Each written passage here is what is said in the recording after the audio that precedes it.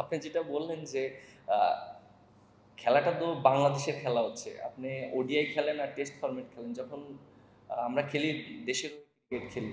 So এখানে এটা প্রত্যেকটা প্লেয়ারের উপর ডিপেন্ড করে যে আপনি কতটা ওয়ার্কলোড নিচ্ছেন এবং কতটুকু মেন্টালি ভাবে আপনি খেলছেন।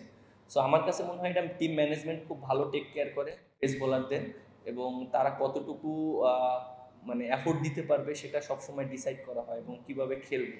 সো আমার কাছে মনে হয় না এটা কোনো হেডেক, এবং অ্যাজ এ ক্যাপ্টেন হিসাবে আমরা এটা কখনো চিন্তা করি না যে কে খারাপ ইনজুরিতে পড়লে আবার ওডিআইতে কি করে খেলতে পারবে কিনা।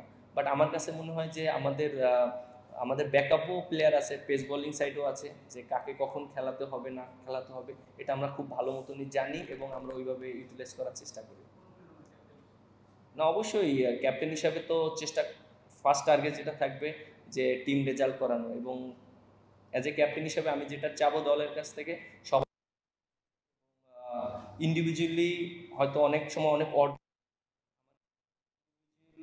অর্জনের চেয়ে টিম ওয়াইজ খেলাটা খুব ইম্পর্টেন্ট, এই মেসেজটা সবাইকে থাকবে এবং অনুপ্রেরণাটা এটাই থাকবে আমার কাছে মনে হয়।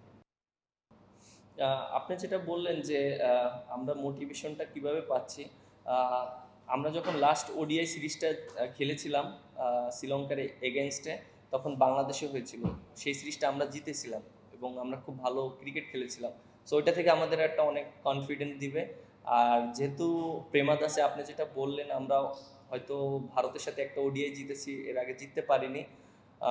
আমরা এই কন্ডিশনটা সম্পর্কে জানি, আমাদের অনেকটা এক্সপিরিয়েন্স আছে। সো আমার কাছে মনে হয় সেইটা যদি কাজে লাগাতে পারি তাহলে আমরা মনে হয় খুব ভালো হবে।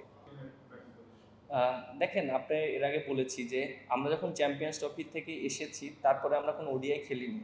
আর দুইটা ইম্পর্টেন্ট পজিশনের জায়গায় কিন্তু চলে গিয়েছে এবং তারা রিটায়ার্ড নিয়ে নিয়েছে, মুশফিক ভাই এবং মাহমুদুল্লাহ রিয়াদ ভাই। তারা অনেক ইম্পর্টেন্ট প্লেয়ার ছিল টিমের জন্য।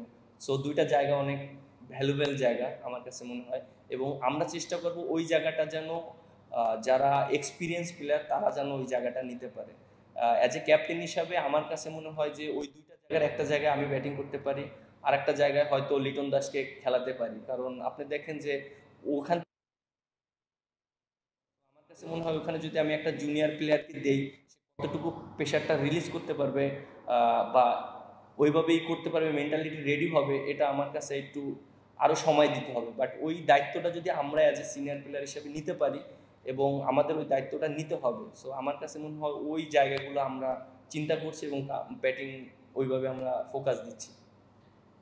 অবশ্যই, অবভিয়াসলি শ্রীলঙ্কা অনেক ভালো টিম, বিশেষ করে ওদের ওদের দেশের মাটিতে। আর ওরা এখানে অনেক ম্যাচ খেলেছে, ইন্ডিয়ার সাথে খেলেছে, আরও অনেক দেশের সাথে খেলেছে।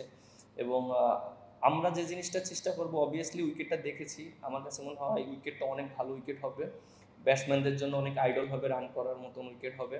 এবং আমরা আসলে চেষ্টা করব যে এখানে রান করাটা, কারণ আমাদের বোলিং অ্যাটাকও খুব, ওদেরও ব্যাটিং অ্যাটাক খুব ভালো আছে, আপনার বোলিং সাইডও অনেক ভালো। আমার কাছে মনে হয় যে দুই টিমের ব্যালেন্সটা খুবই ভালো, এবং আমরা যদি আমাদের পার্টিকুলার এরিয়াগুলো যদি আমরা কাজ করতে পারি, ইউটিলাইজ করতে পারি, তাহলে মনে হয় আমার কাছে ভালো একটা রেজাল্ট করা সম্ভব।